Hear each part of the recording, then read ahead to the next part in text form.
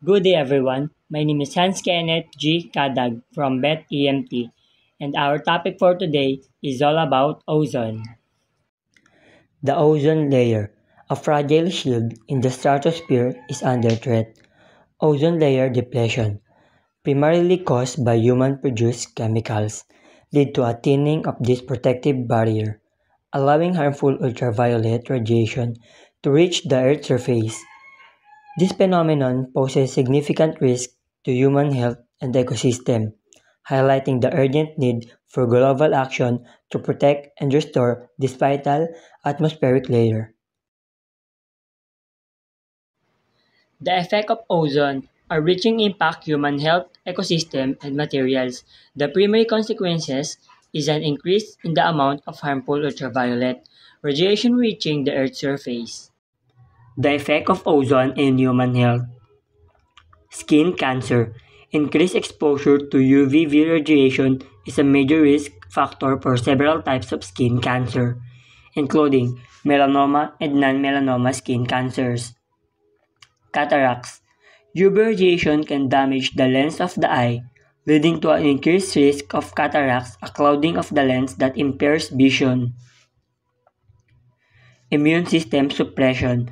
UV radiation can suppress the immune system, reducing the body's ability to fight off infections and diseases.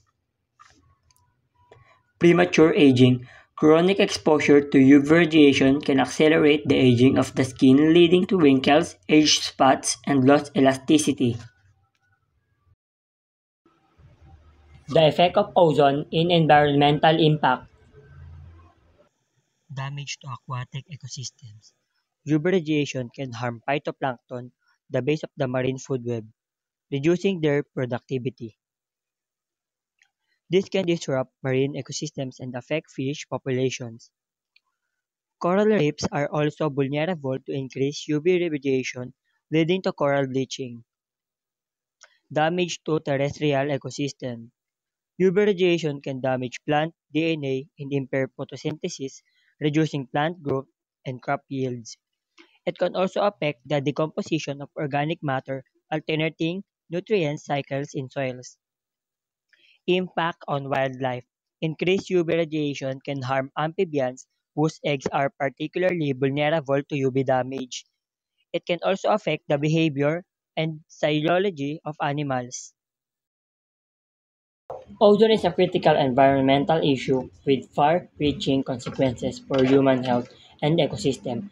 The primary cause, the release of man-made chemicals, has led to a significant thinning of the ozone layer, particularly over the polar regions.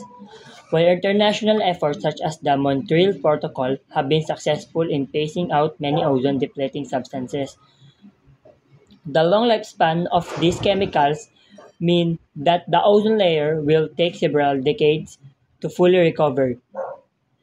Continued vigilance, research, and adherence to international agreement are essential to ensure the complete restoration of the ozone layer and to protect life on Earth from the harmful effect of increased UV radiation. I'm Nahil A. Makadilay from Bet AMT2A and this is my topic, acid rain. And now, after ozone, I will now discuss the what you call is acid rain. And here's the discussion of this. Acid rain is a form of precipitation from rain, snow, sleet or fog that contains elevated levels of hydrogen ions, comes with low pH, and it can cause results primarily from atmospheric pollution caused by the emission of sulfur dioxide and nitrogen oxides, which can react with water vapor and other chemicals in the atmosphere to produce acidic compounds. These acids can have harmful effects on plants, aquatic animals, infrastructure, and human health. And this is the chemical composition and reaction of the acid rain. First is the formation of acid rain. The main contributors to acid rains are sulfur dioxide and nitrogen oxides, which originates from burning of fossil fuels in power plants, vehicles, and industries. the sulfur acid to nitric acid. The resulting acids, which H2SO4 and HNO3, can dissolve in rainwater, lowering its pH values often between 4.0 and 5.5, compared to a natural range of pH of about 5.6. The sulfuric acid comes with the formation of oxidation of sulfur dioxide with SO2 plus O2 is to 2SO3, with reaction with water with SO3 plus H2O is to H2SO4, while the nitric acid formation comes with oxidation of nitrogen monoxide with 2NO plus O2 is to 2NO2. Reaction with water is 4NO2 plus 2H2O plus O2 is to 4HNO3. And on to the next is the measurement of acidity. The acidity of rainwater is measured using pH, which is defined as pH is to log to H plus. And the measurement of acidity is a pH below 5.5 indicates acid rain. Instruments such as pH meters or pH indicator solutions are used for measurement in environmental chemistry lab. And the environmental impacts are mostly soil and vegetation, aquatic ecosystems, infrastructure, CO3 plus H2SO4 is to CaSO4 plus CO2 plus H2O, and human health. Soil and vegetation. Acid rain leaches essential nutrients like calcium and magnesium from soil, affecting the plant growth. It also releases toxic metals such as aluminum from soil minerals. And the aquatic ecosystem. Lower pH levels in lakes and rivers can kill fish and other aquatic organisms by disrupting their reproductive and respiratory system. And for the infrastructure, acid rain corrodes metals and deteriorates buildings, especially those made of limestone and marble, like calcium carbonate. And the last is human health. While acid rain does not directly harm humans, the fine sulfate and nitrate particles formed can cause respiratory issues.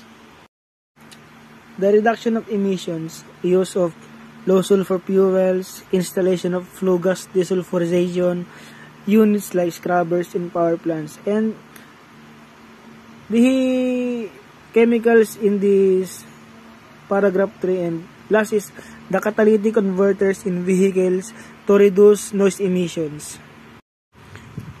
And on to my last slide, these are included the alternative energy sources in the international agreements. In the alternative energy sources are promoting renewable energy like wind, solar, and hydroelectric, and increasing energy efficiency. And in the international agreements are policies such as Clean Air Act by US and the Gothenburg Protocol aim to limit transboundary or pollution. Acid rain is a major environmental issue with its roots in atmospheric chemistry. Its formation results from complex oxidation reactions of sulfur and nitrogen oxides, ultimately leading to harmful effects on ecosystems and materials. And that's all for this topic, acid rain. We're moving on to the next topic, which is the greenhouse. Hello! Now, let's talk about greenhouse gases. Madalas natin siyang narinig kapag napag-uusapan is global warming, climate change, malakas na bagyo, tagtuyot. Now, pag-usapan natin kung ano nga ba ang greenhouse gases. Pero before that, alamin muna natin kung ano ang greenhouse effect. The greenhouse effect is the process by which certain gases in the Earth's atmosphere trap heat from the sun, preventing from escaping back into space. Para mas maintindihan natin, alamin natin ang concept ng isang greenhouse. Ang greenhouse ay isang house structure kung saan ang mga dingding at bubong ay gawa sa glass. First, yung radiation ng araw ay tatama to the glass wall direct sa halaman at iinit ang loob ng greenhouse. Because of the glass barrier, hindi makakalabas ang init at manatili lang ito sa loob. Kaya nanatili lang na mainit dito kahit gabi at taglamig. And that is the concept of greenhouse. Let us relate the concept of greenhouse to greenhouse effect. First, ang radiation coming from the sun, tatama sa Earth's surface. Some of the radiation reflected back to the space, and some of the radiation will be trapped and kept to Earth's surface. Here's the question. If greenhouse has a glass and act as a barrier to the heat will not able to escape, so what about when it's come to greenhouse effect? Because there's no glass barrier surrounding the earth, right? What keep the heat closer from the surface of the earth? And dito na papasok ang greenhouse gases. These gases, particular gases which absorb the reflected radiation coming from the earth's surface and then will emits it back as heat of infrared radiation. Some of these gases are carbon dioxide, water vapor, methane, nitrous oxide. Earth need a balance of greenhouse gases to maintain just a right temperature of living things. Suddenly, some of human activities are changing Earth's natural greenhouse effect.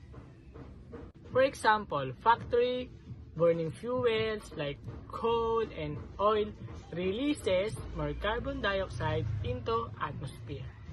These extra greenhouse gases can cause the atmosphere to trap more and more heat.